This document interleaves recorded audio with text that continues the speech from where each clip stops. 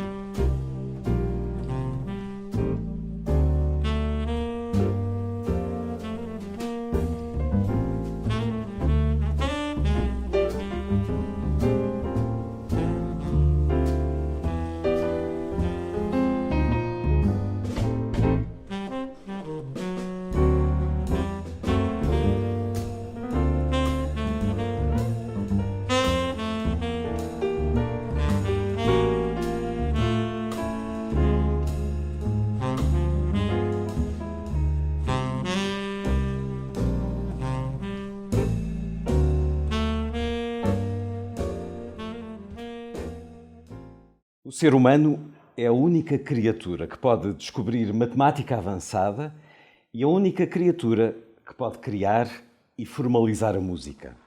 Se a beleza e a física do universo e a beleza e a física da música estão ligadas, esses laços existem exclusivamente no cérebro humano. É um excerto de O Jazz da Física, do físico norte-americano Stephen Alexander, uma edição gradiva, onde está também publicado o convidado de hoje da Égide, as conversas e as entrevistas da Égide com António José de Barros Veloso, médico e músico. Muito obrigado por ter aceitado o nosso convite. Um médico e músico, e por isso lhe chamam Dr. Jazz ou Doc Monk, pelo menos já o fizeram. Integra uma lista de notáveis que empunha a caneta que escreve e a que prescreve. No seu caso, Dr. António Barros Veloso, de alguma maneira o jazz influenciou, ajudou na sua atividade de médico? Eu, se me permite, gostava de fazer uma nota muito curta. Vamos a isso. Eu acho muita graça porque agora sempre já me tenho feito várias entrevistas e tenho uma certa curiosidade sobre o médico que toca jazz, etc. E eu agora começo, quer dizer, gostava de dizer que a minha vida foi a medicina. A medicina. É claro que, paralelamente com a medicina, esteve sempre a música de jazz, sempre. E confluíram de alguma maneira ou não? Não, sempre coisas à parte. Simplesmente não considero. Agora, a medicina, e eu gostava de frisar isso, foi muito importante para mim. Fiz uma carreira nos hospitais, fiz uma carreira que era muito complicada. Fui diretor, fui presidente de sociedades, ensinei muita gente e acho que tenho muita gente que me conhece ainda e que tenho algum certo prestígio dentro da profissão. Mas isso, também tenho notado que isso está um bocadinho esquecido. Porquê? Porque eu, não sei se feliz ou infelizmente, reformei-me em 2000, tinha 70 anos. Desde aí passaram 24 anos, não é pouco tempo. E a partir daí, é claro que praticamente deixei de fazer medicina e comecei a dedicar-me a outras coisas. Umas que já me dedicava, ou tinha-me dedicado em tempos, porque o jazz esteve muito tempo, não a audição do jazz, mas a prática do jazz, do tocar e com outros, foram praticamente, sei lá, 20 anos sem tocar. Mas deixei porque não podia, eu se era médico, se era músico. E quando eu vim para Lisboa, tive realmente uma fase muito intensa de jazz, mas eu deitava-me às 4, 5, 6 da manhã, não podia ser. E então tomei a decisão de não tocar. E durante uma data de tempo estive sem tocar. Mas quando me reformei, eu estava à beira já da reforma, tinha quase 70 anos, 60 e tal, retomei o jazz. Comecei a aprender outra vez com discos, não é? E entrei em atividade outra vez.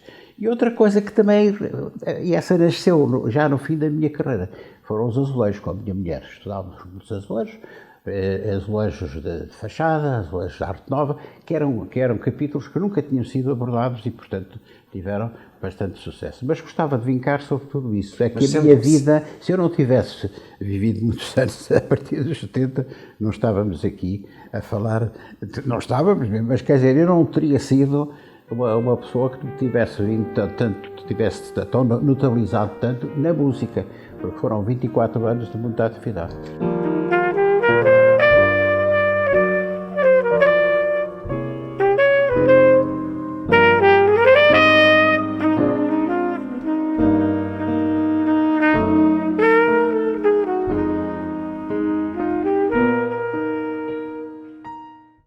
jazz uma influência tão precoce em si e um deslumbre tão grande, aquilo que marca muito o jazz, a liberdade, a criatividade, o espírito livre, não, de alguma maneira não contribuiu para a sua forma de estar na medicina? Não sei, eu tenho dúvidas sobre isso. Não.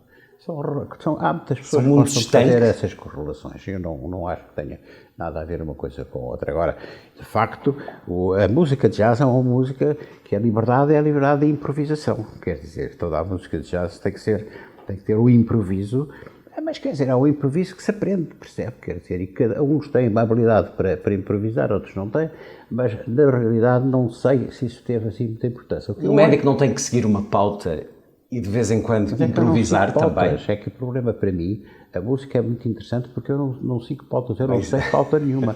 Entra-me tudo Bem sei. Aliás, o Vilas Boas dizia isso, é que a música de jazz entra pelos ouvidos, não entra pelos olhos, percebe? E, portanto, toda a música que eu fiz toda a vida, eu nunca aprendi, não sei ler uma pauta de música, entra pelos ouvidos. Isso é um exercício espantoso. Eu ainda hoje considero, isso sim, desenvolve muito, sobretudo, a parte cerebral. Hoje há estudos de neurociência que têm provado, que parece que é perfeitamente claro, que aqueles que praticam música toda a vida, que têm um órgão que se chama corpo caloso, que une os dois hemisférios, mais espesso e mais hipertrofiado do que as outras pessoas. E porquê? Porque a música põe muito em correlação os dois hemisférios. Porque é ao mesmo tempo ouvir, é ao mesmo tempo armazenar, é ao mesmo tempo reproduzir, é ao mesmo tempo tocar, e isso põe em correlação. Não há um centro musical. E é engraçado que hoje, pelo menos, pensa-se de que a prática musical desenvolve certas aptidões que outras pessoas não têm.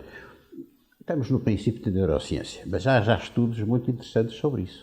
Estava a lembrar-me de João Luís Barreto Guimarães, que tem na Faculdade de Medicina do Porto agora uma disciplina de poesia para médicos. Não gostaria ou aplaudiria uma disciplina de jazz para os licenciados em medicina? Sabe que a música, há muito pouca gente que tenha esta capacidade que eu e os meus amigos, porque no fundo eu conheço-os todos, somos um número muito restrito. A minha geração era o José Luís Tinoco, era o Bernardo Moreira, quer dizer, todos nos conhecemos, porque não há muita gente com essa aptidão. Ou seja, a música é uma aptidão inata. Não quer dizer que as pessoas todas não possam usufruir de música, não se possam emocionar com a música. Isso é uma coisa completamente diferente. Agora, chegar ali ao piano, perceber os acordes e tirá-los do ouvido, etc., como eu fazia com os meus amigos, isso não há muita gente, com o Paulo Gil, com outros, percebe? Isso é uma coisa completamente diferente. Refere especificamente ao jazz? Porque eu tive a oportunidade nos últimos anos de assistir a espetáculos dos estudantes de medicina da Faculdade de Lisboa.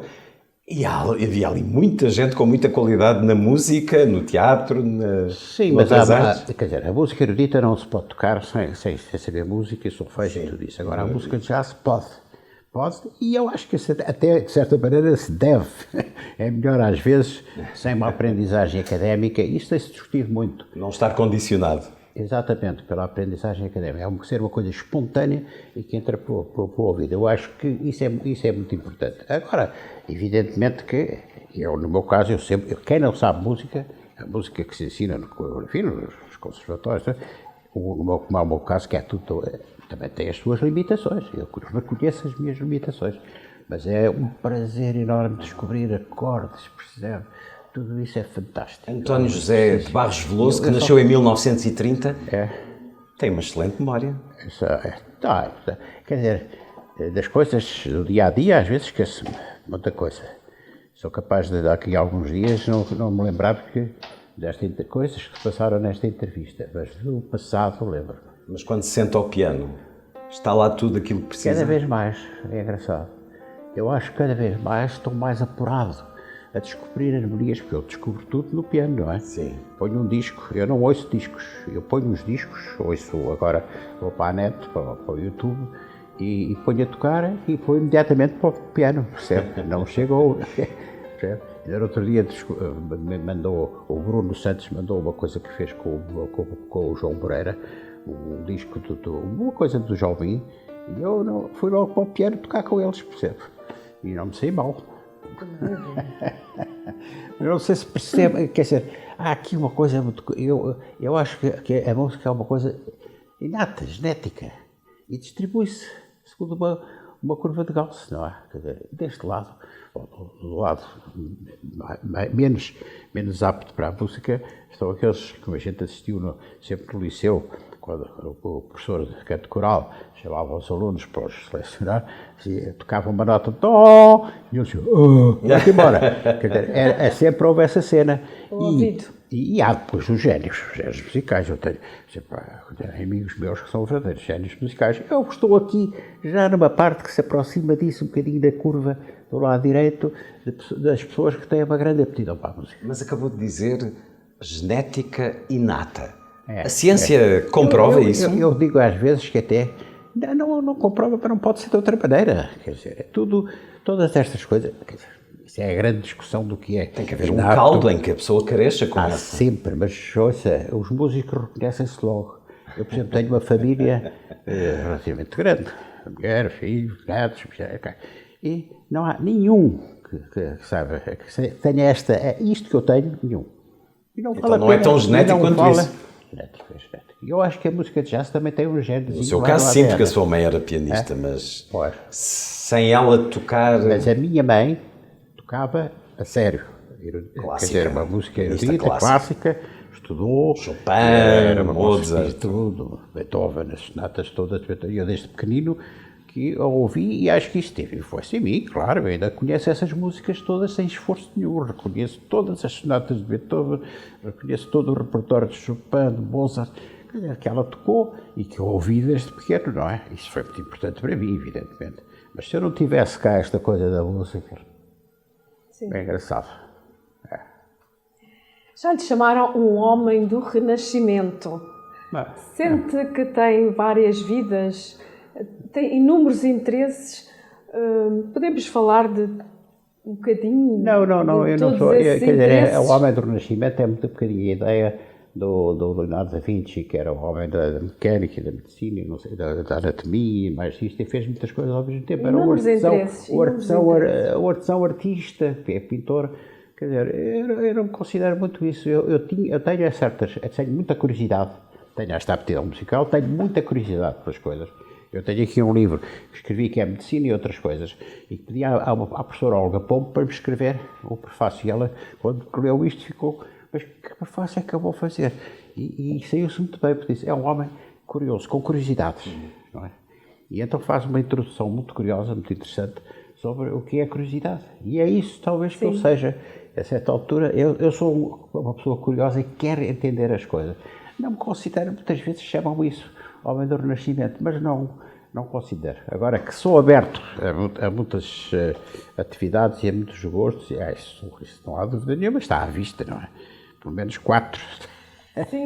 E a curiosidade tem que fazer parte da vocação de um médico ou não? Estava a lembrar-me do João Lobo Antunes, que dizia, e outros o disseram certamente, que o médico só sabe de medicina, nem de medicina sabe. Não era ele que dizia. Não era ele citava provavelmente outros. Quem é que dizia? Era um médico catalão, que eu agora não me lembro, mas quem utilizou... Mas é uma bela frase. Subscreve a frase ou não? Sim, acho que sim. Embora isso na prática não aconteça, porque, por exemplo, o João Lobo Antunes é uma figura excepcional em todos os aspectos, não é? Quer dizer, como médico e como homem de cultura, que era uma família realmente muito, muito culta, com um pai muito culto, e aqueles irmãos absorveram muito cedo tudo isso. Tem muito em comum consigo. O quê? Tem muito em comum consigo, pai médico também. Sim, o meu pai é médico, mas o pai dele era talvez mais ligado à cultura do que o meu pai. O pai dele era neurologista e talvez tenha tido uma influência grande. Mas eu diria que o João é um caso excepcional, não é? Os médicos não são assim, embora nós... Tal como o senhor. Sempre, Sim, é verdade. Sim, um bocadinho talvez. Médicos há muitos, não é? Exato. Agora, que eu acho importante que tenham cultura, isso não tenho dúvida nenhuma. Eu toda a minha vida fiz essa campanha para que os médicos, no meu serviço, discutia-se muita medicina, mas discutia-se tudo, até jazz. Havia sessões de jazz, e outras de cultura, porque eu entendia que os internos que passavam pelo meu serviço deviam ficar marcados por uma por a cultura, a cultura da cultura, porque isso é fundamental nos médicos, não é? Ainda o hei de ver com essa disciplina de jazz na Faculdade de Medicina de Lisboa, daqui a uns anos, vamos ver. Podemos ir para esse momento, esses momentos iniciais na sua vida, em que escutava a sua mãe ao piano, no Caramulo, para onde foi muito cedo. O Caramulo foi a sua montanha mágica, Dr. Barros Veloso? Quer dizer, hoje ninguém sabe nada do Caramulo. Se lerem o meu livro sobre o Caramulo que eu escrevi, ficou a saber alguma coisa, mas muito pouco. Porque o que é curioso no Caramulo é uma montanha mágica, é uma montanha onde estão 20 sanatórios, com 1.500 doentes de todas as classes sociais, porque a tuberculose atravessava todas as classes sociais, onde eles ficavam muitas vezes sem saber quanto tempo é que iam ficar, se morriam, se não morriam, onde a família muitas vezes não os ia visitar, tinham medo de contágio. Foi uma época terrível, até os anos 60, a tuberculose neste país, e é todo ao lado, mas neste país em especial, foi uma coisa tremenda para muitas famílias. E portanto, esse aspecto é muito interessante. O Caramulo foi uma estância em que hoje ninguém fala, mas que teve uma projeção no país e lá fora, Espanha e até nos países da América Latina, porque esteve lá um médico espanhol, que era o Tapia, que era o diretor científico, que era uma sumidade. Escreveu muitos livros onde estudava tuberculose nas faculdades, não é? Portanto, o Caramulo teve esse aspecto, mas ele teve outro aspecto muito mais interessante, que era aquilo que tinha sido fundado pelo Jerónimo Lacerda, que era pai do João Lacerda, que fundou o Museu dos Automóveis, e o Abel, que fundou o Museu de Arte, não sei se conhecem, mas é muito interessante. Mas o pai Lacerda casou com uma senhora, a Dona Margarida, que era da Póvoa de Varzim, uma gente muito religiosa, muito conservadora, portanto aquilo era um meio muito conservador e eles realmente dominavam aquilo tudo, não havia ali interferência em nada, as próprias leis, estamos a falar... Era um mundo à parte. Era um mundo completamente à parte. Eles eram muito amigos de Salazar. Há quem diga que Salazar, uma vez que terá dito, em Portugal mando eu, no Caramulo manda o Dr. Lacerda. E era um meio muito conservador e muito repressivo, percebe? Que assim, eu estive lá, meu pai foi para lá porque a minha mãe adoeceu, tinha 11 meses, não é? E foi para lá porque tinha acabado de se formar, não é? E o Lacerda, o Jerónimo, que tinha fundado aquilo em 1920, perguntou-lhe, você não quer vir para cá? Ele foi. Tirou 2 especialidades, é muito engraçado, porque ele veio para Lisboa e fez em meses a especialidade de análises clínicas e de estomatologia. E depois alargou a estomatologia e ficou só com as análises clínicas. Mas, portanto, ele ficou toda a vida no Caramulo.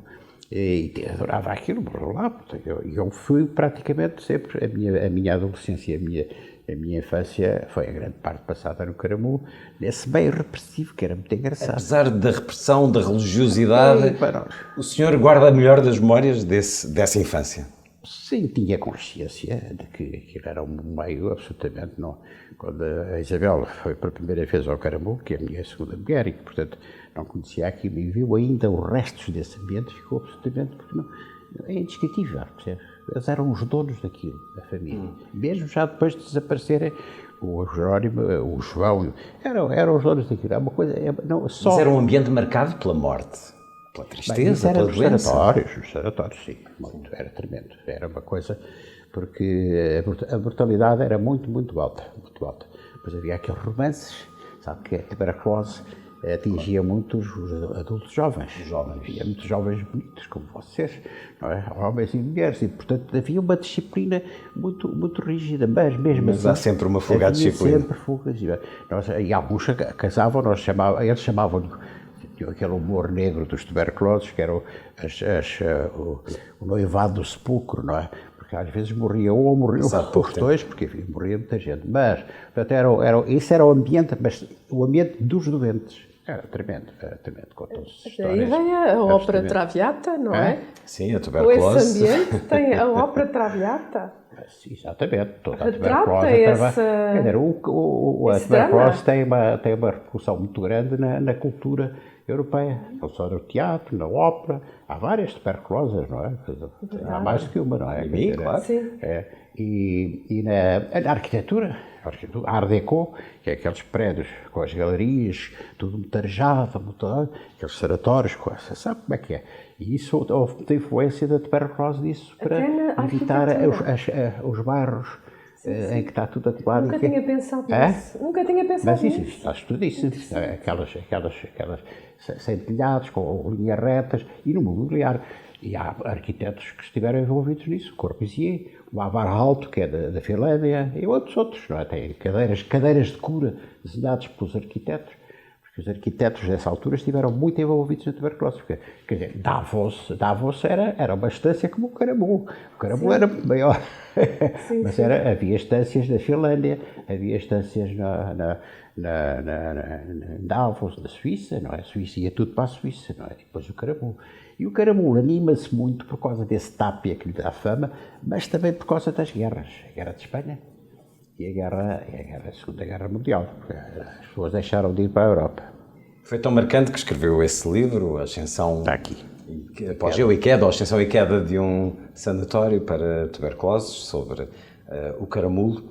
E nessa infância e nessa adolescência, sentava-se a escutar a sua mãe ao piano e saltava para o banco também, ou era só ouvinte? Bem, há várias fases, porque primeiro comecei por ouvi-la, e a minha mãe tinha uma formação musical extraordinária, técnica e tudo, e ela não foi concertista, porque adoeceu com a tuberculose, exatamente. Nunca me ensinou música, é curioso, não sei lá porquê. Mas eu adorava... Não lhe pediu? Não lhe pediu, mãe, ensina? Sim, pediu, mas aquilo, olha, ela não tinha paciência e ensinou outras minhas amigas, mas a mim nunca me ensinou. E é engraçado que eu a certa altura fui para o piano sozinho. Comecei a tocar as melodias. Começou a improvisar? Sim, de certa maneira, a construir a música na minha cabeça, a perceber como é que aquilo era. Percebe? E é claro, tinha de ir para uma música onde não se lesse, onde não houvesse pautas. E não foi só por isso, porque o jazz desde muito cedo que me atrai, com as coisas do Glenn Miller, do Tommy Dorsey. Também ouviu lá no Caramulo, mas em grafenola, portanto. Grafenola com aqueles discos de 78 rotações. Muito frágeis. Muito frágeis, que se partiam. Eu ainda tenho aí discos desses, com adesivo, que eu colava-os com adesivo e a gente ouvia tec, tec, tec. Era uma coisa horrível. A grafenola, só a partir de 1950, talvez, portanto, eu já tinha 18, 19 anos, talvez, começam a aparecer as primeiras eletrificações, não é? Ainda muito incipientes, e então depois aparece o long play. O long play, porque todas eu tenho aqui 3 discos que me influenciaram muito para o jazz. São os primeiros discos, que é o Charlie Parker, é tudo de 1948, 49. O Charlie Parker, o Stan Getz, que é o quarteto Stan Getz, e o George Shearing, são os 3 primeiros discos. Isto é de 1948. E o que eu acho piada é que estes discos são de long playing, que está aqui, long playing. Já não são de 78 rotações, são de vinil, não é? E são mas simplesmente se virem aqui, tem faixas pequenas. Porquê? Porque isto é a fase de transição. Eles ainda gravavam para 78, e, portanto não podiam durar mais do que 3 minutos. Eu queria passar aqui Ainda tenho uma dúvida, se me permitirem voltar ao Caramulo, na fase, e já voltamos outra vez para a música, que é no tipo de cura. Era as águas? Não havia águas nenhuma. A água do Caramulo era muito boa. Sim, mas como é que se curava a tuberculose? Não se curava. Quer dizer, era os ares? Vamos lá ver. Fiquei com essa curiosidade. Então vou-te explicar. Sabe que a tuberculose é uma doença provocada por um bacilo que entra pela respiração, provoca uma pneumonia local e depois espalha-se pelo organismo todo, percebe? Através do sangue, não é? Vai pelos linfáticos e depois chega aqui ao sangue, não é? E espalha-se por todo lado. Mas, portanto, a primeira fase da tuberculose é uma pneumonia. Se a pneumonia não for bem tratada... aqui e depois espalha. Porque o organismo não reconhece aquele bacilo. Então ele invade tudo. Está a perceber? Bom, invade tudo e vai para o rim, vai para os ossos, vai para todo lado. Às vezes acaba numa septicemia e mata. Eram as crianças que tinham a chamada tuberculose miliar e a tuberculose ninja. Matava muitas vezes em pouco tempo. Simplesmente. Isso ficavam lá os focozinhos todos. E, mais tarde, havia focos pulmonares que era uma reinfecção desses focos, que era a tuberculose pulmonar. A tuberculose pulmonar, as outras podiam ser muito mais tarde incómodas para o doente, mas a tuberculose pulmonar era terrível. Porquê? Porque era no pulmão, abriam as cavernas, abriam-se umas cavidades e a expectoração saía com bacilos. Portanto, estava, contaminava tudo e mais alguma coisa. E contaminava o próprio pulmão do outro lado do doente. Acabava muitas vezes na tísica. Agora, tratamento para isso. Porque é preciso distinguir aqui as chamadas tuberculoses dos órgãos internos, fechada, e esta que era terrível, porque as pessoas que tossiam e espalhava-se o bacilo por todo o lado, pelas roupas, pela louça, por todo o lado. Nós quando íamos aos cafés nessa altura, tínhamos sempre medo que tivesse lá estado um tuberculoso a beber café. Virávamos a asa. Ao contrário. As pessoas tinham medo terrível, porque era assim mesmo, não é? Ora bem, tratamentos, nunca houve nada, quer dizer, havia, mas nunca foram eficazes. Havia os sais de ouro, havia o cálcio, havia não sei o quê, e depois a coisa que dominou sobretudo, repouso. 2 horas de repouso de manhã, 2 horas à tarde, repouso absoluto, sem falar, sem ler, sem nada. E depois havia umas técnicas para colapsar o pulmão, porque havia as cavernas pulmonares, que eram umas médicas, que era o pneumotórax, metia-se uma agulha, metia-se ar na pleura e o pulmão colapsava, percebe? Mas havia outras piores, que eram as cirúrgicas, em que se cortavam costelas. 2, 3, 4, 5, até às 7 costelas. A pessoa ficava toda tortinha, agora já não se vê isso, mas até há pouco tempo. Mas quer dizer, tinha algum efeito? Olha, era o estado da arte nessa altura, é o que podemos dizer. Andávamos entre as mesinhas e as ações médicas pouco eficazes. Fizeram-se nessa altura milhares de toracoplastias, os cortes de costelas, milhares. Ia daqui um cirurgião, que era o Dr. Quintela, ao fim de semana, e no fim de semana ele retalhava uma série de gente. Ele tirava costeletas, que era um bocado certo. Mas agora perguntavam, isso aqui era eficaz? Sabe, nós temos hoje métodos de avaliar medicamentos, não é? Quer dizer, com os ensaios clínicos, com placebo por um lado. Isso não existe bem. Portanto, havia a convicção de que isso podia fechar as cavernas e quando elas estavam fechadas eram capazes, recebiam menos ar e, portanto, matavam o bacilo. Mas isso, se me perguntar se isso tem alguma base, não acho que não. O que avançámos desde aí? Há um momento decisivo, que é isso, em 1946, com a descoberta da streptomicina, que é o primeiro, esse sim, o primeiro medicamento que tem um efeito fabuloso. Depois houve problemas, não é? Como é que se chamava? Streptomicina. Depois a seguir o PAS. E só quando apareceu a isoniazida, que é já dos anos 50, a strepto é descoberta em 34, em laboratório, não é? Depois os ensaios, são já de 47, 48, fazem-se no carabu, os primeiros ensaios. A streptomicina era caríssima, mas eles conseguem lá, com as influências do Salazar, conseguem grandes quantidades de streptomicina e fazem grandes ensaios com 200 doentes. Mas eram uns ensaios em que não tinha esta metodologia moderna, mas percebe-se que há ali um medicamento, uma solução nova. Sobretudo, a partir do momento em que certos miúdos com a tal meningite curam. Nos Estados Unidos até chamavam streptomycin babies, porque nunca se tinha visto babies, streptomycin, que era o antibiótico, babies, porque nunca se tinha visto uma criança com meningite tuberculosa curar, morriam todas, era uma coisa terrível. Não havia um pavor nos seus pais de que o senhor contraísse também? Andei por lá, no meio dos tuberculosos, na igreja, no cinema, havia um balcão próximo, mas não há anticorpos que se ganhem no caso da tuberculose, ou há? Desinfetávamos muito as mãos, havia, mas não... quer dizer, isso não foi sempre, nunca foi um problema assim muito grave. É claro que não estávamos no sanatório, íamos lá de vez em quando, mas não havia assim... A chamada distância social que todos nós aprendemos mais tarde. Havia uma certa distância. Mas... Aliás, o senhor tem essa infância por entre a tuberculose, depois é médico também, ao tempo da gripe asiática, no final dos anos 50. 57, portanto, estava no banco. Quase no final dos anos 50. E estava no Banco de São José quando foi a gripe asiática. Então, quando chegou a pandemia de Covid-19, isso parecia só mais uma. Não, eu sou um bocado inconsciente, sabe? Porque eu lembro perfeitamente, nós estávamos agora em interno do primeiro ou segundo ano. Primeiro ano. Quando foi, exato, estava naquele banco, era a única, repara, era o único serviço de urgência que havia em todo o país, não havia mais nenhum, nem Santa Maria, nem nada. No Porto e Coimbra havia umas chafaricas dos médicos que estavam de atendimento permanente, como agora estão nos hospitais privados, não é? E se era preciso, chamavam um médico. Ali não, ali era uma equipa com cirurgião-chefe, banco, com as especialidades todas, éramos 30. Éramos 30 à mesa, havia uma mesa muito grande e tal, isso acabou tudo. Mas eu lembro perfeitamente que nesses dias, a avalanche de doentes foi uma coisa fechada.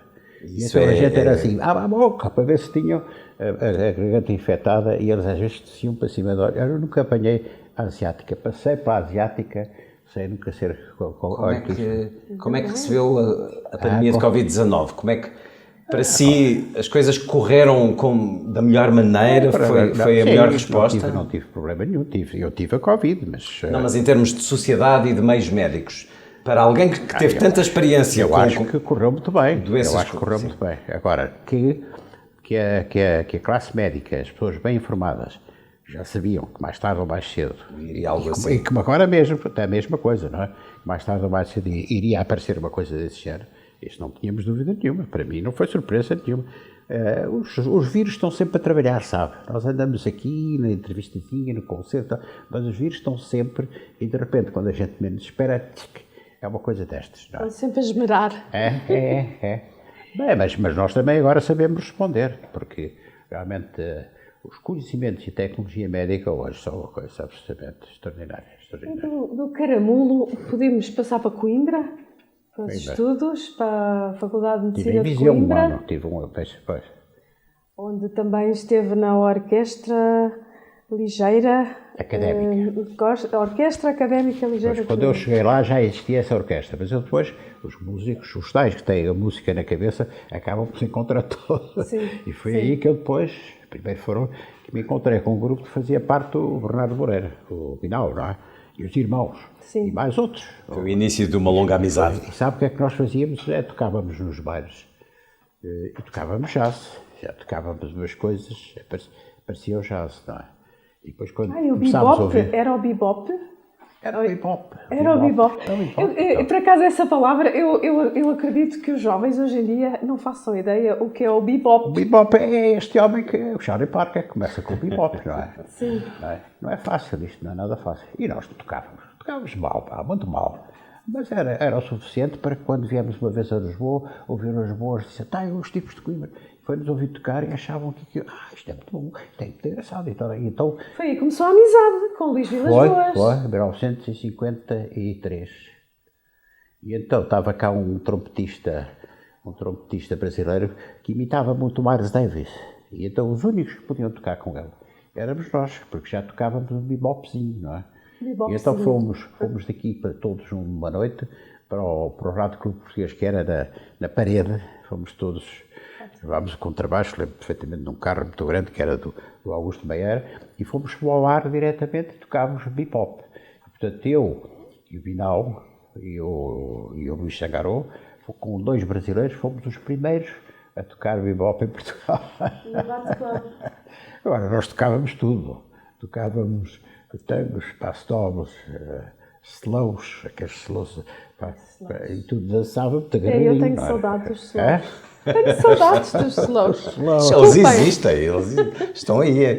Mas haviam os chá-chá-chás e os mambos, essas coisas. E o jazz entrava pelo meio disso? Entrava, sobretudo os slows, e a gente fazia. E a audiência agradava ou parava tudo sem saber o que fazer? Quer dizer, Coimbra não sabia nada disto, como não sabia de muitas outras coisas. Aqui era uma terra ainda muito provinciana. Quando nós fomos lá, fizemos depois com esse brasileiro uma jam session no Jardim da Mega, que está fotografada e tudo. Até há uma fotografia disso. E eu lembro o espanto, tirando aquele círculo que nós conhecíamos, dos amigos e dos amigos, dos nossos amigos, os tipos que passavam por lá e viam aquilo ficavam, o que é isto? Porque foi a primeira jam session que se fez em Coimbra.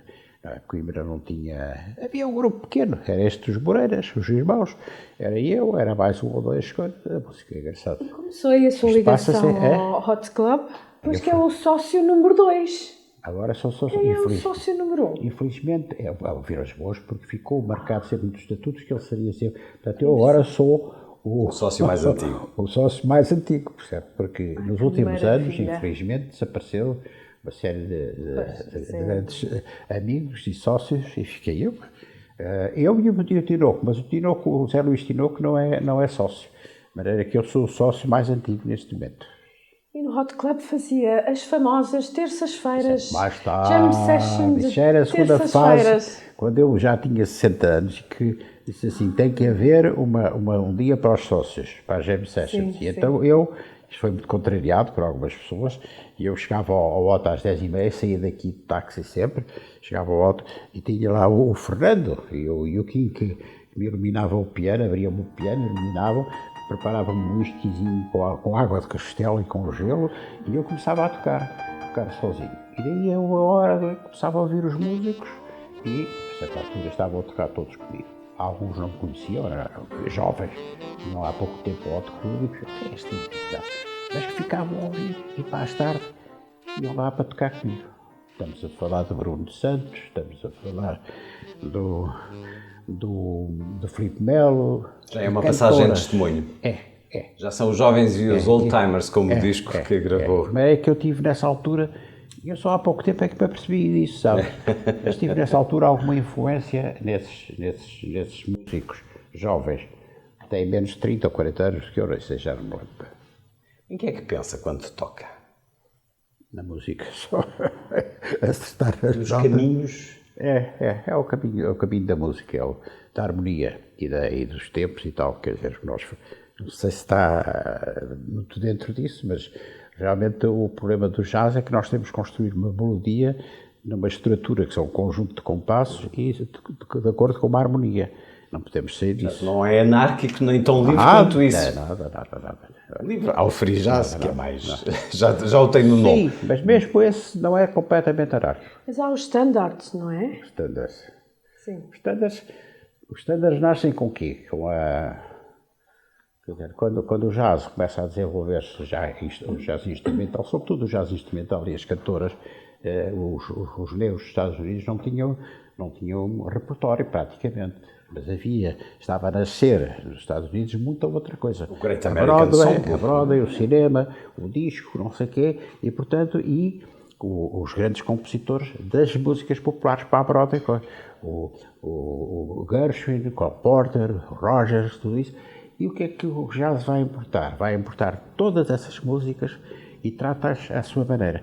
Essas músicas que são bonitas, mas se não fosse o jazz, ninguém as conhecia neste momento, porque elas vão ser adotadas pelas grandes cantoras, Ella Fitzgerald, Sarah Vaughan, pelos grandes músicos, Stan Getz, Miles Davis, tudo tocar. E é hoje o American Songbook, esse é o repertório do jazz, são os standards.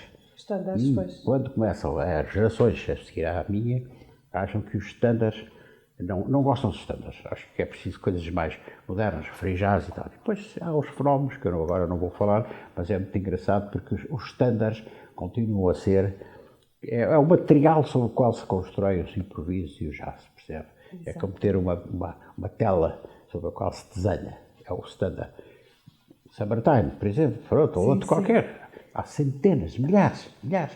Eu acho que conheço mais de 1000 standards, porque eu sou muito conhecido por isso, por conhecer muitos standards. Os jovens músicos dizem que eu sou uma fonte de standards. Foi um colecionador de discos ao longo da vida? Os discos para mim são pescados à linha como toda a música. Eu vou à procura daquilo que me interessa, de que gosto. Nunca fui colecionador. Como nos azulejos também, peguei aqui uns azulejos, mas eu nunca fui colecionador de azulejos, fui sempre um interessado, mas para investigar e escrever. Os discos tenho, alguns, conservei estes, que acho graça, e tinha aqui uns armários, já dei muitos, porque eu agora já não quero ter nada. E sobretudo porque vou ali à net e ao YouTube e isso tudo. E assim decretamos o fim dos CDs e não teve essa veia de colecionador e vontade de ver ao vivo os grandes músicos de jazz. Muita vontade. Nunca perdi a oportunidade. Acho que aqui foi muito tarde que vimos os primeiros. Eu viajava pouco, nessa altura viajava-se relativamente pouco, não é? Sim, só mesmo aqueles que trabalhavam na TAP é que tinham hipóteses, ou nas companhias aéreas, noutras companhias. O primeiro impacto que eu tive assim com músicos e com uma orquestra foi em 1956, com o Count Basie. Eu cá estava em Lisboa como médico, não é? 56, acho que é. E depois o Quincy Jones. Mas era raro. Passavam por aqui alguns músicos, mas não era nada habitual. E depois, sempre que viajei, fui sempre à procura, sempre em qualquer cidade onde é que se toca jazz. E às vezes apanhei coisas muito boas. Mais à procura de um espaço do que de um nome. É? Mais à procura do espaço onde também pudesse aprender do que de um nome. Do nome famoso. Da música. Os grandes, eu estive em Chicago uma vez e ouvi grandes nomes da música do jazz. Em Nova Iorque também, no Village Vanguard, e muitos músicos. Vi até uma coisa à tarde em que eles homenagearam o dono do bar, que era o Village Vanguard, não é? Fizeram-lhe uma homenagem e é que apareceram imensos músicos à tarde numa jam session, percebe? Andavam a tocarem todos para homenagear. E eu estava lá, por acaso, foi muito engraçado. Portanto, eu sempre podia, sempre que fui a qualquer sítio do mundo, e toquei em toda a parte do mundo. Isso é também engraçado. Toquei na Suécia, toquei na Sardenha, toquei em Hong Kong, toquei em Xangai, toquei em Macau. Tocou subindo não, ao palco? Eu ia muito em congressos médicos e havia sempre alguém que dizia: está aqui um médico que toca jazz. E eu ficava assim, mas acabava por aceitar tocar e toquei muito em muitos sítios. Porque o jazz tem esse espaço também de muita liberdade. Quem quiser partilhar. Não é a liberdade, é de conhecer. É preciso conhecer aquilo, como é que se faz jazz, percebe? Que é preciso conhecer os standards. Porque os standards não é qualquer um que sobe ao. Os standards são importantes para isso, para os músicos já se entenderem, está a ver? E depois tem que saber a linguagem, as entradas, as saídas, tudo isso. Mas os músicos têm os discos todos em casa, conhecem isso tudo. E, portanto, quer sejam chineses, ou sejam um tailandês, ou sejam um tipo da Suécia, a gente está à primeira. E quantas vezes eu fiz isso no Hot Club? Eu estava a tocar sozinho e aparecia lá o senhor: você não se importa que eu vá buscar o saxofone a casa? Via o que é que eu estava a tocar e disse: este tipo sabe. E ao hotel trazia o saxofone, não é? E estávamos 2 horas a tocar os dois sozinhos. Isto aconteceu muitas vezes com alguns músicos e com cantoras também. Eu gosto de acompanhar cantoras, porque eu tecnicamente sou um bocadinho pudão, percebe? Mas quer dizer, mas gosto muito de acompanhar cantoras de jazz. His initials to my monogram. Tell me, where is the shepherd for this on jazz? Come to shedding Daisy Kelly, just in time to alter mellow blues with me.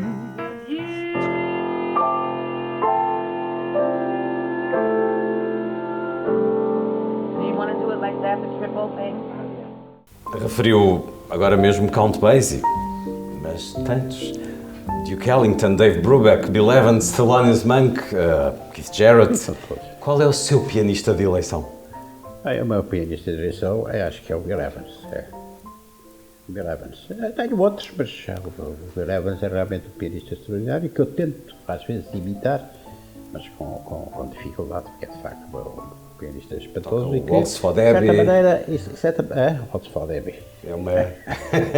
Essa está aqui dentro. Waltz for Debbie. E outros. Há um disco do Bill Evans até que eu separei aqui. Porque, para as nossas perguntas mais à frente, mas se quiser. Não faz mal. Está bem. Portanto, mas o Bill Evans é um dos pianistas. Eu gosto de outros, não é?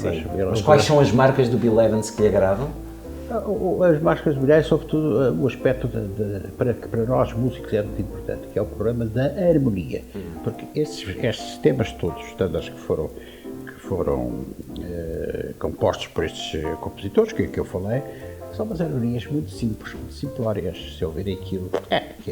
Mas os músicos de jazz, uma das coisas é que assimilaram toda uma série de progressos musicais, da teoria musical, que vem da Europa, evidentemente, porque os Estados Unidos beneficiaram disso tudo, são capazes de pegar em cada uma dessa matéria-prima que são aqueles standards e dar umas voltas absolutamente sem alterar. A gente está a ouvir a música, aquilo é maravilhoso. E para nós que temos a cabecinha musical, percebemos aquilo e aquilo encanta-nos e tentamos tirar e perceber o que é que está ali, percebe?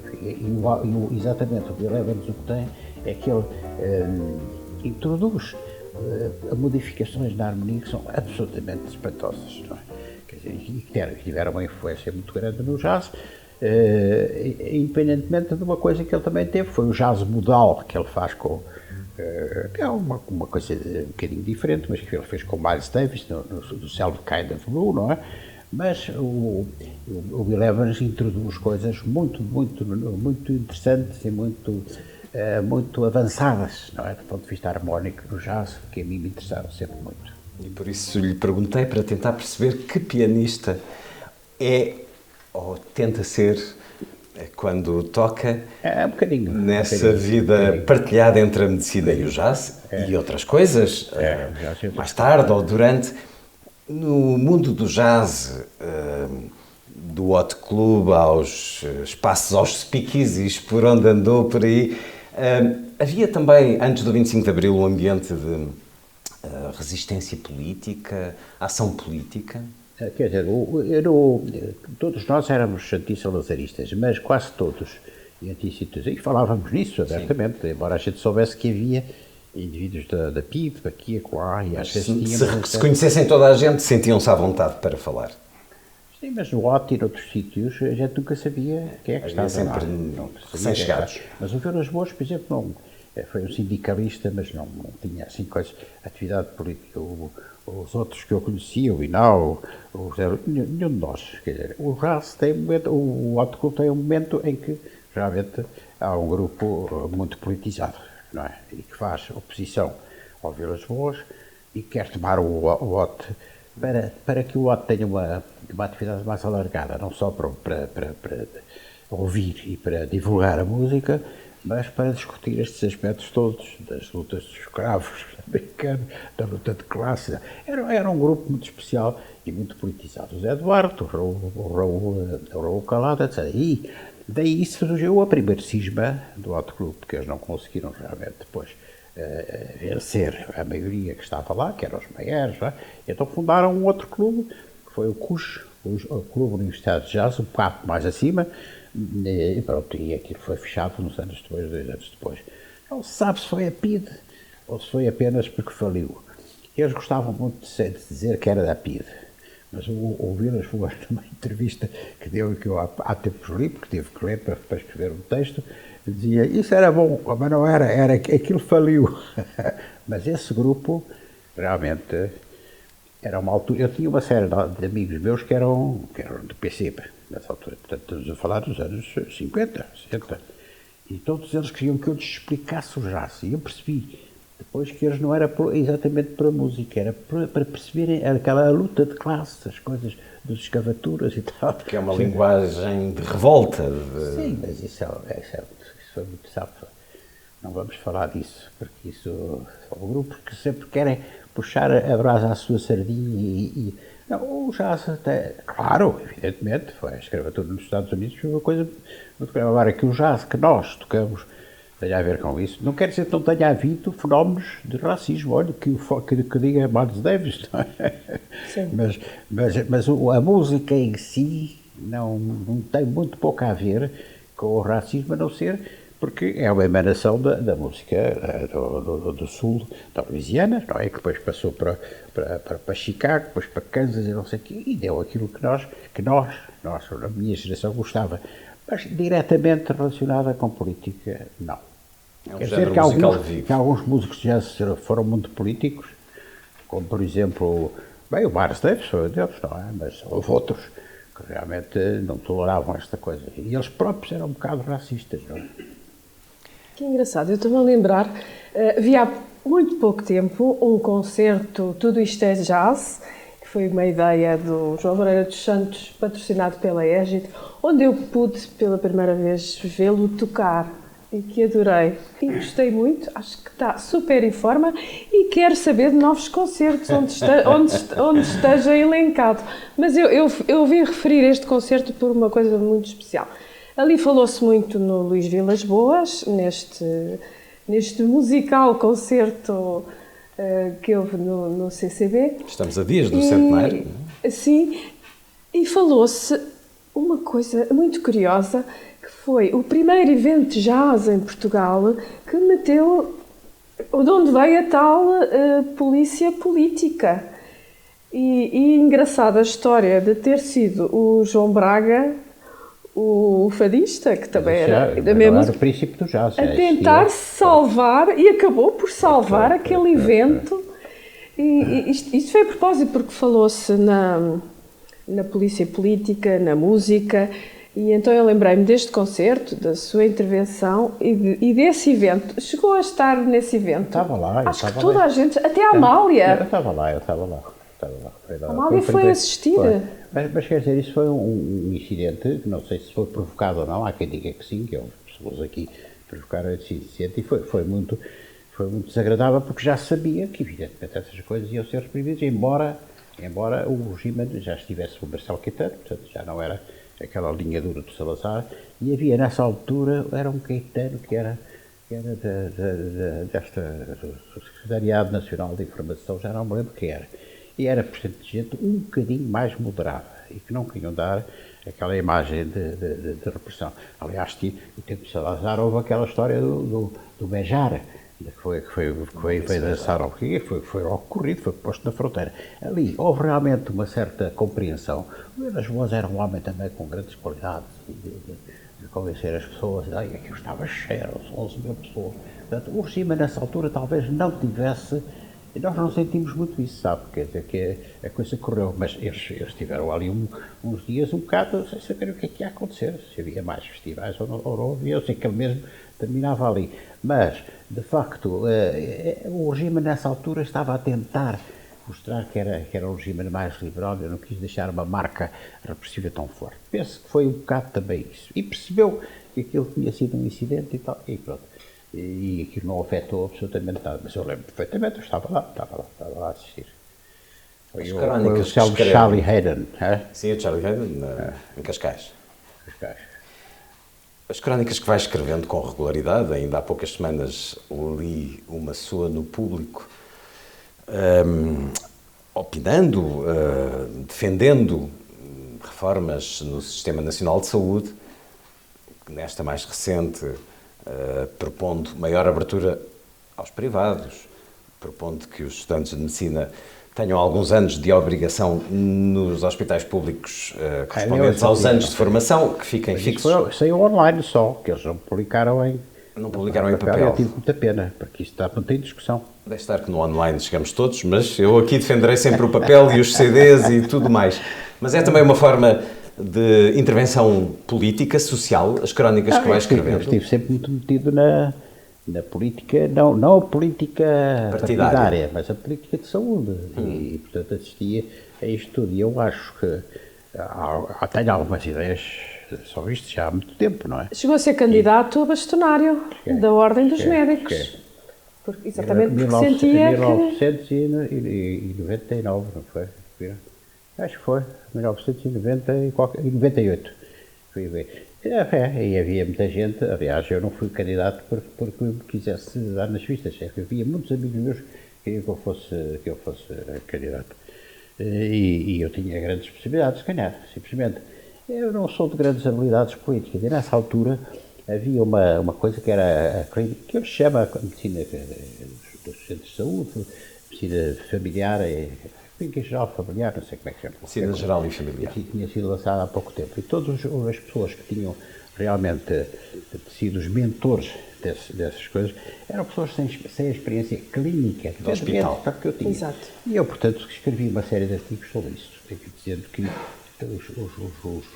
os clínicos gerais, sim senhora, têm que estar preparados para fazer a prevenção, a promoção de saúde, mas têm que estar preparados para ver doentes e têm que lhes dar, nos centros de saúde, têm que lhes dar condições para ver doentes, para tratar doentes. Porque, repara, o que é que acontece? Uma pessoa adoece aqui, de repente, não é? E o que é que faz? Vai ao centro de saúde? Não, vai ao banco, porque já sabe, se for ao banco, não encontra condições. Tem não mais encontra auxiliares de médicos diagnóstico. preparados, muitas vezes, para isso. Porque eles estão preparados para aquelas horinhas e para a promoção e a prevenção, mas diagnosticar uma situação e tratá-la até um certo nível de dificuldade. Os problemas hoje são os mesmos que eram nessa altura. Ora, os clínicos gerais acharam que eu estava a fazer o ataque pessoal, de que eles não eram competentes. Não se tratava disso, era a carreira que tinham escolhido para eles não era suficiente. Então fizeram um boicote à minha candidatura, eles eram 5.000 nessa altura, e eu não fui eleito, pronto. Mas fiquei só com uma satisfação, é que aqui em Lisboa fui eu que tive mais votos. Conheciam-me. Conheciam o seu trabalho e votaram em si. Portanto, na sua opinião, boa parte dos problemas da saúde em Portugal passariam por essa dotação dos centros de saúde. Isso é muito importante, mas não é o suficiente. Não é o Neste momento, suficiente. a saúde é completamente diferente do que era nessa altura. Hoje em dia, com o setor privado, não é? E o setor privado quer ganhar dinheiro, como era. Que é um dos responsáveis pela falta de médicos nos serviços públicos. Claro. O principal responsável. Alguns saem para o estrangeiro, mas vão sobretudo para o setor privado. Então, a sair constantemente. E quem é que forma esses médicos? É o setor público. Eu não lhe falo do Sistema Nacional de Saúde. O setor público forma os especialistas. E depois, eles vão para o privado. Acha que é possível essa sugestão, que tem sido falada também dos... Leu o meu artigo, não leu? Porque há só duas coisas. Ou realmente os obrigam a estar no tempo, não é muito. Não gosto também. Não. Propõe o tempo correspondente aos anos de formação, portanto, 6 anos. Os anos de formação pós-graduada, portanto, de especialista. Eles tiram a especialidade de otorrino, de coisa. Durante esse período ficam obrigatoriamente na coisa, porque senão qualquer dia o setor público não tem médicos. Saem diretamente das faculdades para eles tiram as especialidades nos hospitais públicos e vão para lá. E o setor público não paga nada por isso. Porque formar um médico custa dinheiro, percebe? O setor privado não paga nada por isso. Portanto, recebe de borla pessoas altamente treinadas e formadas. E não tem serviço de urgência. Acha que conseguiremos, conhecendo o meio médico, acha que isso algum dia será possível? Nós temos isso na Força Aérea, de alguma maneira. Estava a pensar nisso. Mas isso eu não acredito. Isto tem que dar uma volta qualquer. E os privados, não sei, eu acho que vai ser muito complicado. Porque, repara, há certas coisas, eu não lhe chamo de Serviço Nacional de Saúde, o setor público, a pandemia, quem é que aguentou a pandemia? Mas não vá mais longe, então e os transplantes, e os altos cuidados intensivos. É tudo no público. Ouça, e tudo isso, e quando lá não há mais dinheiro e as coisas complicam. Ainda no outro dia, não há mais dinheiro nos seguros de saúde. E me disseram, veio tudo outra vez para o setor público. O próprio setor privado não quer chatices, grandes complicações. Mas tem que ter. Eu acho é que o Estado tem que negociar, percebe? Eu acho, mas há questões ideológicas e há questões depois de interesses. Mas há muitos serviços que são prestados que o setor público paga ao setor privado. Que pagam o quê? Que o Estado paga ao setor privado. Claro, então as análises, mas tem acordos desde sempre, desde o primitivo Serviço Nacional de Saúde do Arnaud, deveria ser alargado. As análises, as diálises, a imagiologia, quase toda privada, porque tem que haver acordos, não é? E esses acordos vão ser muito difíceis de negociar, percebe? Vão ser muito difíceis de negociar. Agora, isso tem que ser feito porque os médicos estão todos, os que não emigraram, estão todos no... Há uma geração de médicos, por volta de 50 anos, que faz parte da minha mulher, que era oftalmologista, que saíram porque estavam fartos do setor público, porque as exigências eram tais de coisas burocráticas, que saíram. Houve uma decapitação, percebe, do setor público. E o setor privado não forma ninguém. Portanto, eles vão buscar todo esse material humano já preparado. Há 2 dias estive no Hospital Santa Maria, estava lá um rapazinho. Este rapaz era muito bom para a cardiologista. Foi para não sei o quê. Porque, por todas as razões. Perderam o amor à camisola, é verdade. Mas também existiam outras condições, não é? Outras condições materiais não só de salário, mas também de trabalho. Tem secretárias clínicas, não são sujeitos a fazer. No setor público ainda estão muito sobrecarregados com as coisas burocráticas e tal, e com a pressão dos administradores. Isto é muito complexo, mas tem que se resolver, sabe? Tem que se resolver. Foi nomeado doutor honoris causa pela Universidade Nova de Lisboa.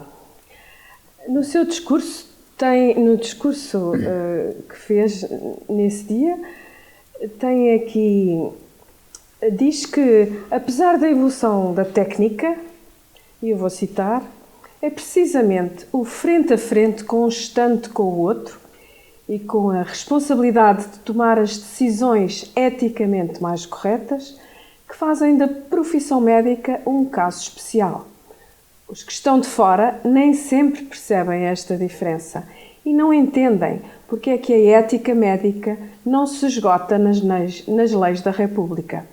Esta citação traz aqui, obviamente, um recado. Pois está. Que recado é este? Não, é exatamente isso. É o que esteve é que nós temos algumas regras.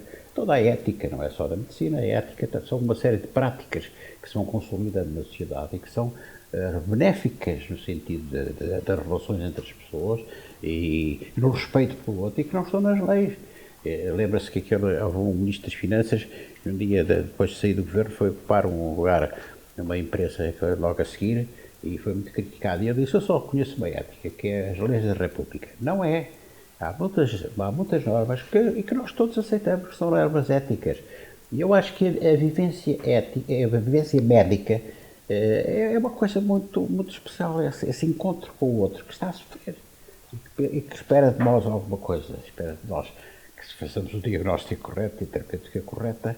E é uma relação muito, muito diferente de tudo o resto e tem exigências éticas muito grandes, não é?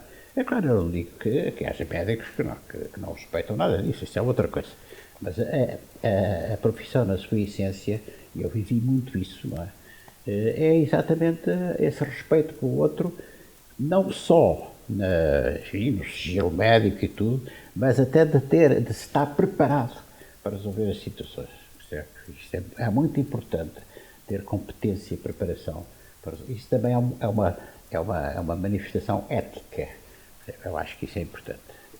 Por falar em ética, e a Helena perguntava-lhe no início sobre as muitas vidas que vai tendo, e uma delas foi dedicar-se à filosofia, estudar filosofia depois da sua aposentação. Por falar em ética porque estava a pensar na ética em diferentes autores, mas estava também a pensar em Sócrates, que na véspera da execução diz-se foi aprender a tocar flauta, ou uma canção na flauta, e lhe disseram: então, mas vais ver cicuta e morrer daqui a horas? E ele disse: sim, mas agora ainda quero aprender alguma coisa. O senhor também, não na véspera da execução, mas a seguir à aposentação, quis aprender filosofia, ou foi à procura de respostas que ainda não tinha? Eu até com um grupo de amigos médicos que até me desiludiram um bocado porque depois não foram capazes de fazer o mesmo que eu. Não tiveram sua estaleca? Não, achavam que eram pensadores, mas não. Havia dois problemas que eu queria esclarecer na minha cabeça, que era o que é isto da pós-modernidade, em que se fala muito. Pós-modernidade, o que é que não é? E outro era a questão do conhecimento científico. Todo o debate que se fez no século XX, eu conheci isso muito por alto, do Kuhn, do Popper, do Lakatos, do Feyerabend. Quer dizer, eu sabia umas coisas, mas eu percebia-se, nunca vou saber nada disso se não for para a Faculdade de Filosofia aprender as bases. E então, um dia, eu reformei-me em setembro de 2000 e 12 dias depois estava a matricular-me numa única vaga que havia na Faculdade de Filosofia, aqui na Clássica. Então vim-me rodeado. Eu de fato e gravata ainda de médico. Vim-me rodeado daqueles jovens. Espero que não tenha sido prachado. Pois não fui prachado porque já tinha um curso. Percebe? Se não era. Eles tinham feito, as regras dizem isso. Tinham feito a vida negra. Foi uma época extraordinária, mas era tudo gente muito nova, almoçava lá com eles e tal, e andei 3 anos na Faculdade de Filosofia. Até que me apercebi que havia aqui um mestrado sobre História e Filosofia da Ciência que ia abrir na Faculdade de Ciências aqui ao lado, não é? E então fui para lá. E então era o primeiro ano dessa coisa, e foi para mim uma experiência absolutamente incrível. E percebeu melhor o que é a pós-modernidade? Porque eu também tenho muitas dúvidas sobre isso. A pós-modernidade é toda uma visão social e toda que surge, não é uma coisa súbita, mas que surge sobretudo depois da Segunda Guerra Mundial, não é? E que tem depois momentos ícones que se dão mais tarde, como a queda do Muro de Berlim. Essas ramificações políticas e sociais. Porque não é modificação, é a queda das ideologias. Quer dizer, há aqui as metanarrativas, como me chama o Lyotard, que foi o homem que escreveu sobre isso. Agora já estou, não sei se ele tem um livrinho que é a pós-modernidade, não é? E que teve uma importância enorme para analisar. Não se trata de apóstolos de uma solução diferente, mas é uma análise do que é que se está a passar, o que é que se passou a partir leitura exatamente. dos e acontecimentos. Nós dizemos, eu sou de 1930, nasci lá, e quer dizer, não faço ideia a diferença em tudo. Quer dizer, Mas não acha que a arte agarrou no conceito pós-moderno para justificar tudo? Não. A pós-modernidade dos modernos começa um bocadinho até mais cedo. Por exemplo, o Rinaldo, o Mas começa aí, justamente. Exatamente, começa um bocado aí e muitas outras coisas, mas não só. O Rinaldo Duchamp para si é arte? Eles dizem que sim. A ideia é precisamente a destruição de toda essa mitologia iluminista, percebe? E dizer, qualquer coisa pode ser arte desde que seja num museu iluminado. Pronto. E com uma assinatura. Quer dizer, e um amigo galerista. Toda a arte contemporânea é muito preocupante, não é? Esta é a parte para mim. Mas dizem que é arte, eu não posso dizer que não. Por exemplo, há grandes artistas contemporâneos portugueses que são grandes desenhadores e que fazem coisas que me custam um bocado a engolir, que eu às vezes entrei em sítios, mas isto é arte ou é daqui do mobiliário? Quer dizer, não sabemos, há aqui um momento, percebe? É estranho. Uma coisa são as peças da modernidade, do Picasso e tal, que são peças modernas, mas que não são peças pós-modernas. Ou seja, não peças modernas no sentido do Vasari, de toda a pintura, não é? Ainda são peças, são vanguardas. As vanguardas é diferente, na pós-modernidade não há vanguardas, há rupturas para destruir tudo. Ou seja, para pôr em causa a própria base da arte que é. E, portanto, transformar em arte aquilo que é a matéria da arte, que é, por exemplo, tirar tinta contra isto. Isto, quer dizer, é a própria matéria, o material que se usa em arte, o Pollock, por exemplo, não é?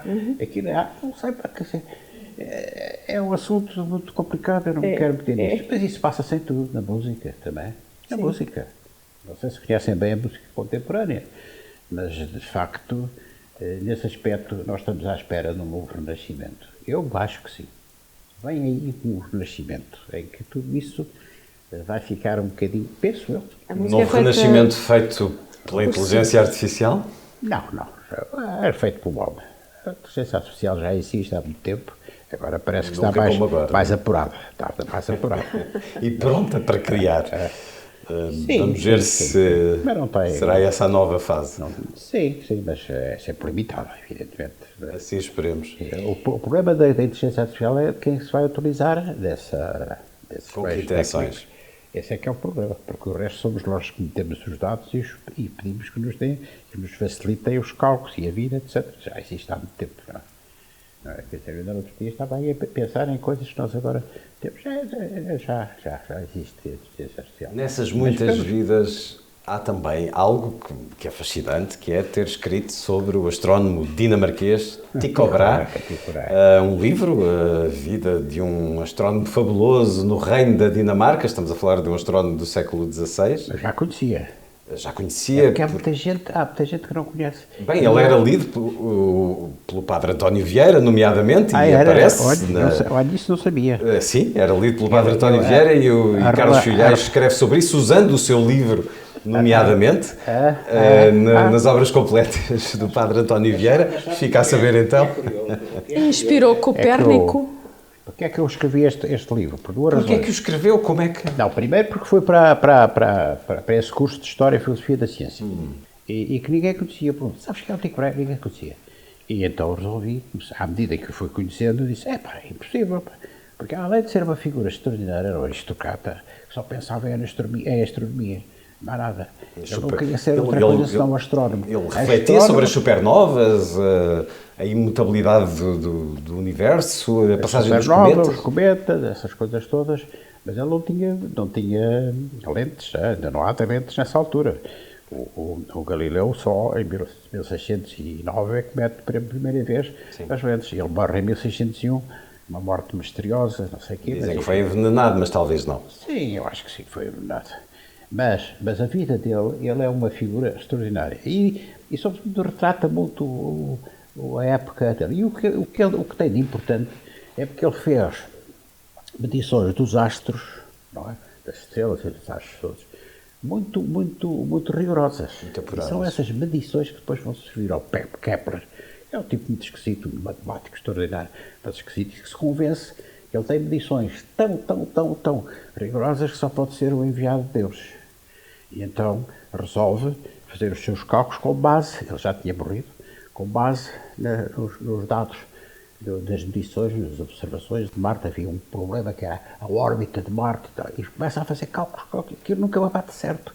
Até que ele tem que abandonar aquilo que foi sempre uma coisa para os astrónomos antigos, que é tudo circular. O movimento, o Sol, a Lua, tudo, a Terra, tudo. A Terra estava parada. O Sol, a Lua, tudo.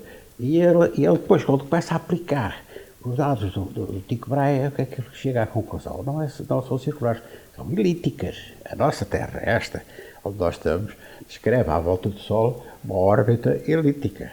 Portanto, este homem vai fornecer os dados ao Kepler para construir aquilo que depois o Kepler chama com muita propriedade e muito bem, um livro que se chama Astronomia Nova. É uma astronomia nova, completamente diferente. E depois, sobretudo com o Newton, depois, não é? Quer dizer, toda a nossa visão do cosmos se vai alterar completamente.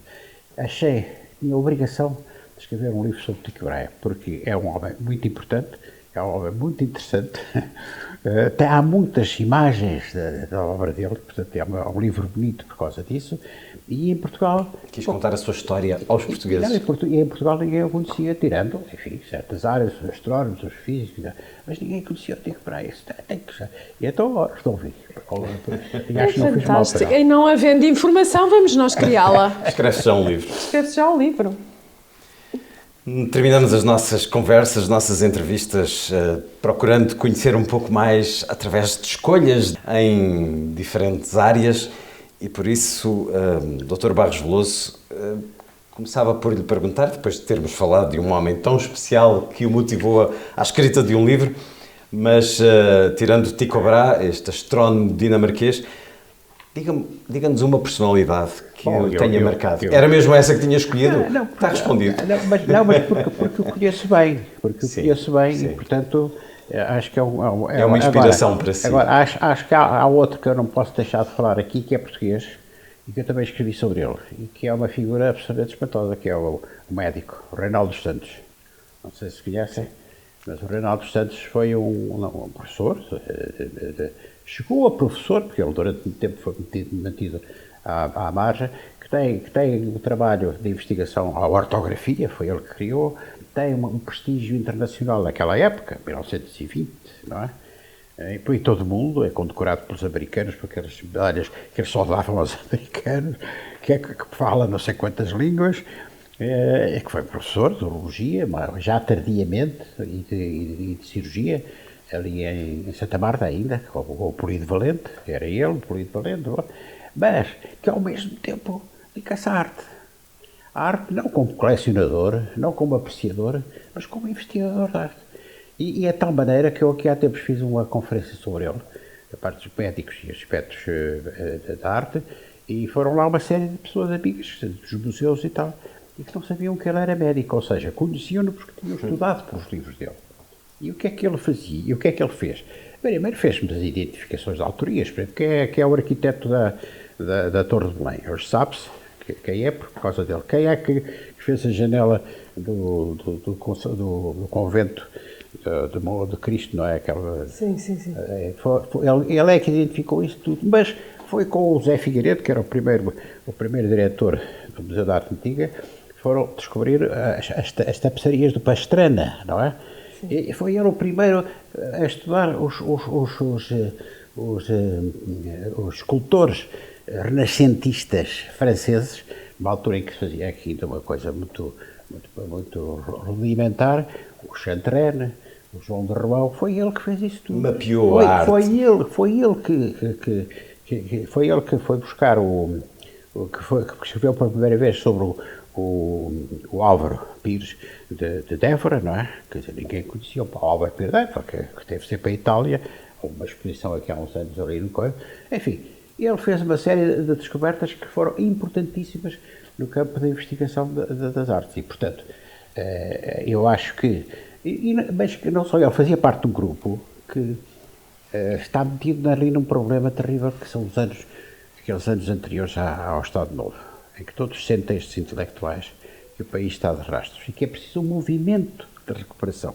Ele não é político, mas todos eles acham, e ele acha também, que essa regeneração tem de ser feita através de uma coisa, da descoberta da arte portuguesa, de quais são as origens, se há uma identidade, se é o românico, se é o manolino, etc. Portanto, essa discussão deles todos, aqui está o Jaime Cortesão, está o Raul, como é que agora esqueci-me do nome dele, e estão, de um lado, os ceareiros, e do outro lado, os ceareiros, e do outro lado, os integralistas do Sardinha.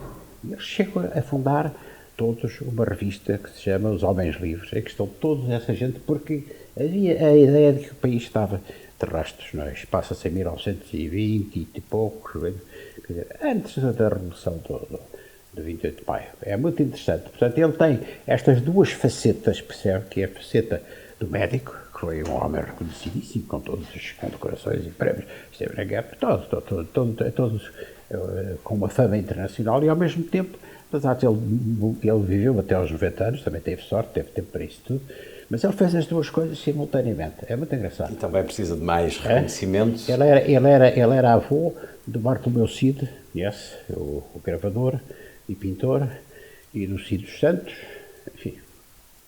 E foi um homem muito interessante. Então, genética. Eu agora vou-lhe perguntar sobre o objeto preferido. Eu não tenho dúvida que é um piano de cauda. Que maravilha. Está aqui por detrás de nós. Mas também queria falar, também há outros objetos que gosta muito, que é os azulejos. Temos que fazer aqui Mas os azulejos, há azulejos bons e azulejos maus. Mas foram lindos azulejos. Falemos só dos bons. Sim. A história em pequenas palavras, a história do azulejo, a corda seca, a aresta, o princípio. Mas eu recomendo a visita a um sítio que é Almancil, a igreja de Almancil. São Lourenço. Eu sei. A minha formação é guia interno, a minha formação inicial é guia interno. Depois é que estudei canto. Estão muito bem conservados e é uma coisa maravilhosa, não é? Mas há muitas mais São coisas. Lourenço e Almancil. É um objeto também, é um azulejo. O azulejo é uma cerâmica, mas é uma cerâmica, ao contrário das outras cerâmicas que têm 3 dimensões, é uma que só tem um revestimento, como se fosse a pele. E tem patologia como a pele, sabe? Tem doenças. O azulejo tem. Eles caem, eles racham-se, eles fissuram-se, eles não sei o quê, eles perdem a tinta. Eles são roubados. São roubados. Infelizmente. Portanto, eles têm, mas aquilo é uma pele que reveste a superfície, não é como as outras cerâmicas. Mas é lindíssimo e é uma arte muito portuguesa que os portugueses souberam aplicar muito bem, percebe? Isso eu gosto muito, não é? Gosta? Escreveu? Aqui temos, por exemplo, esta Azulejaria de Exterior em Portugal, um magnífico álbum publicado pela INAPA, creio, mapeando também e mostrando esse tesouro que é a azulejaria portuguesa. Mas o mais importante é que, porque ninguém nunca tinha escrito sobre isso, são estes dois que estão aqui, deixa-me lá ver. São vários. Que é o azulejo da Arte Nova, o azulejo português na Arte Nova. A Arte Nova em Portugal, como sabe, fala-se muito pouco, não é? Sim, é verdade. Mas o mais importante é este, que não se vê aqui o título, e que é Os Azulejos de Fachada em Lisboa. Este foi o mais importante, foi o primeiro. Sim. 1989 parece. Foi publicado pela Câmara. Esta capa é horrível porque não se vê as letras. Mas este é talvez o livro mais importante porque nunca ninguém tinha tratado dos azulejos de fachada dos prédios que a gente vê em Lisboa e outros sítios. E aqui está o primeiro estudo que se fez. Isto é feito com a minha mulher, é? Sim, ela é uma grande especialista, não é? É uma obra a 4 mãos e em inglês, para fazer também chegar esta história e este património ao resto do mundo de uma maneira mais acessível. São livros magníficos estes que escreveram, dedicaram à vossa investigação também, à vossa paixão e conhecimento pela azulejaria portuguesa. Sentindo estes livros, estes magníficos livros, um livro que eleja como o mais especial. Mas para a leitura? Para a leitura. Eu não sou, como sabe, sou muito de leitura, mas leitura de muito de ensaios, de história, não é muita ficção. Mas, evidentemente, há um livro que eu tenho sempre à cabeceira, quando às vezes estou muito chateado, vou reler umas passagens, que é Os Maias do S. Mas, ultimamente, houve um livro que me encantou extraordinariamente. Venha daí esse. Um homem que eu não conhecia, um livro que eu não conhecia, que tenho recomendado, e verifico também, é pouco conhecido, embora eu já sei que o conhece por circunstâncias muito especiais, e que é o Miguel Real, e o livro Cadáver às Costas. É um livro que se lê, bem, porque a narrativa acaba em 2019, praticamente. Portanto, é a sociedade portuguesa que nós conhecemos, com muitos flashbacks de outros séculos, etc. Porque são duas famílias que se encontram depois numa família só. Portanto, vêm desde o século XVII ou XVIII, ou não sei o quê, com a escravatura, não sei o que, está muito ligado a famílias que praticaram a escravatura. Mas é um livro que se lê com um sorriso nos lábios, porque é tão engraçado, tão crítico, e fala em pessoas que nós conhecemos, não é? E em momentos históricos. É engraçado, mas muito discretamente, mas de vez em quando com umas alfinetadas maravilhosas. É uma grande escrita de Miguel Real. Muito inteligente, sei que o conhece e realmente merece esta leitura. Eu agora vou pedir para falar do disco, do CD, do álbum, Já falámos um bocadinho do... Bem, eu de álbuns e de CDs só quero dizer que não publiquei, mas tenho aqui vários CDs meus. Ficou para a história também como autor gravado, intérprete gravado. E queremos saber. Então é este, que é uma gravação feita no Alto Clube que eu recuperei e que está aqui, que é Jazz 30. Isto foi há 30 anos, não é? O Alto Clube. Não é vintage, é 30. E este é um concerto que eu dei com um médico inglês, um grande saxofonista inglês de jazz, com uma cantora americana, que foi as doses dupla. Isto foi no CCB, naquela zona de cima do CCB, não foi na sala, mas correu lindamente, foi muito bom, está gravado. Este é uma coisa um concerto que eu dei também com essa cantora e com o Gonçalo de Sousa, da harmónica. Isto foi na Ordem dos Médicos. E depois tenho ainda este que é o Alberto Coronel. Não sei se sabem o que era o Alberto Coronel. Era o homem das camisas Lacoste, que cantava como o Frank Sinatra.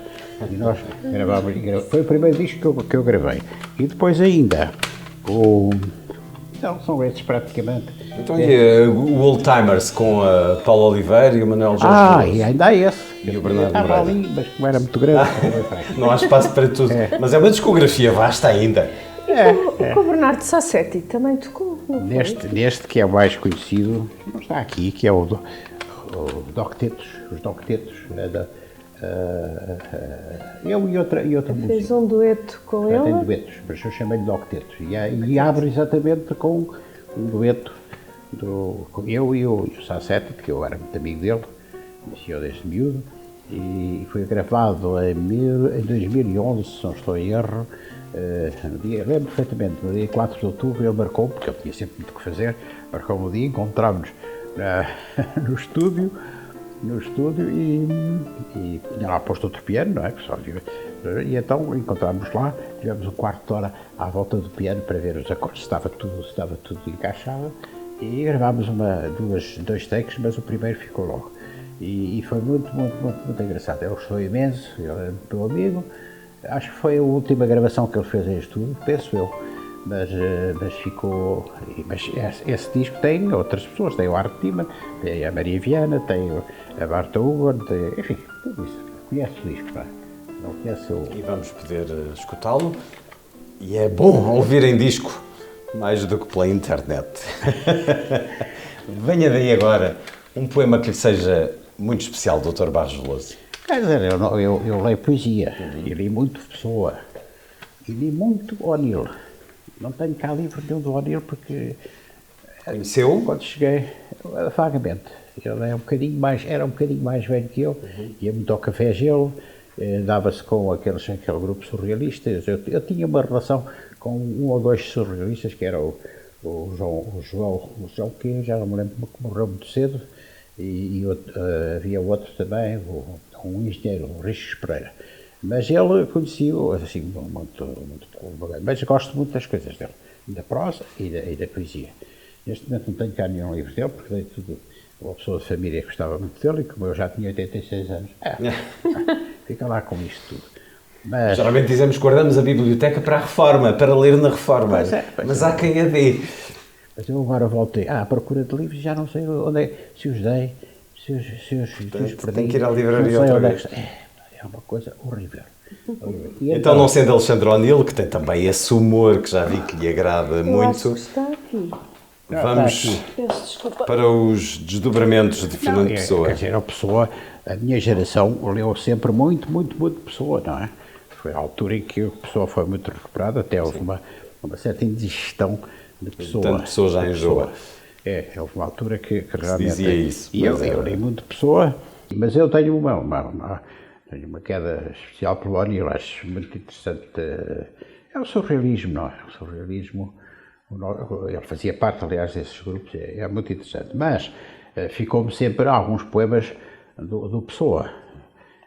Há este que é a Liberdade, que toda a gente conhece, não é? Mas dê-nos o gosto de o ouvir na sua leitura. Eu sou um grande recitador, mas está bem. Ai, que prazer não cumprir um dever, ter um livro para ler e não o fazer. Ler é maçada, estudar é nada. O sol doura sem literatura, o rio corre, bem ou mal, sem edição original. E a brisa, essa, de tão naturalmente natural, como tem tempo, não tem pressa. Livros são papéis pintados com tinta. Estudar é uma coisa em que está indistinta a distinção entre nada e coisa nenhuma. Quanto é melhor, quando há bruma, esperar por Dom Sebastião, quer venha ou não. Grande é a poesia, a bondade e as danças, mas o melhor do mundo são as crianças. Flor, música, o luar e o sol, que peca só quando, em vez de criar, seca.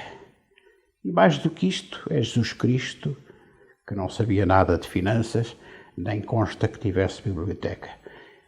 É um poema que toda a gente, quase toda a gente conhece. Obrigada. E que vale a pena ler. Vocês conseguiram isto que eu voltasse a estes poemas e fosse à procura de um que me lembrasse melhor. Que bom que é abrir poesia numa página qualquer. O senhor que escreveu tanto, já? Alguma vez a caneta resvalou para a poesia também? Nunca. Quem sabe? Um dia. Ainda está a tempo? Ainda está a tempo. Agora sou eu que lhe vou pedir um filme que gosto muito, que o faça sonhar, que lhe diga muito. Quer dizer, as escolhas de um filme é sempre uma complicação tremenda, mas no outro dia lembrei-me de um filme porque eu gosto muito de westerns e sempre passam aqui, há umas séries agora nestes canais em que dão westerns quase todos os dias, que são muito bem feitos, eu acho muita graça aquilo, mas há um western que eu achei extremamente interessante na altura em que o vi, que é com o Gary Cooper e a Grace Kelly, e que se chama Comboio Pitou 3 vezes. Que é um western que, ao contrário dos outros, não é dos heróis e contra os bandidos, é do anti-herói. Porque ele é um xerife que estava abandonado uma pequena cidade do Novo México e que sabe acertar com uma noiva, tem uma noiva, vão para uma nova vida e de repente sabe que há um tipo que tinha estado preso e que saiu da prisão e que vem com um bando para o matar, não é? E então ele prepara-se para isso e pede às pessoas da cidade a defesa contra esse bando, não é? E todos, de uma maneira ou outra, se esquivam. E a certa altura fica sozinho com a noiva. É o Gary Cooper, é muito engraçado. E eu penso, quer dizer, um dos argumentistas, que eu não sei como é que se chama, mas penso que se chama, não me lembro agora do nome, é um homem que era inglês e que foi perseguido pelo McCarthy.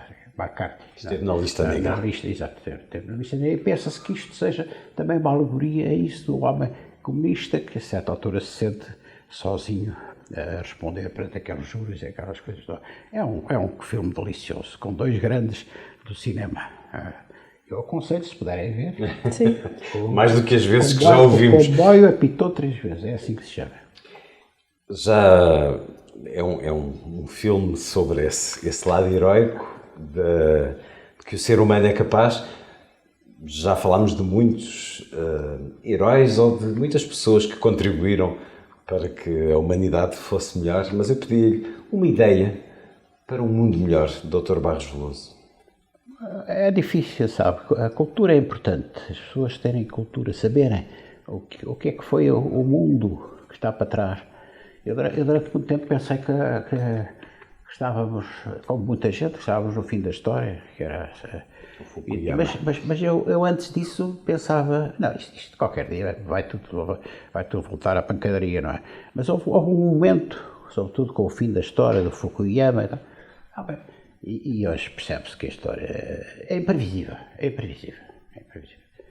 E o que é que se há de fazer?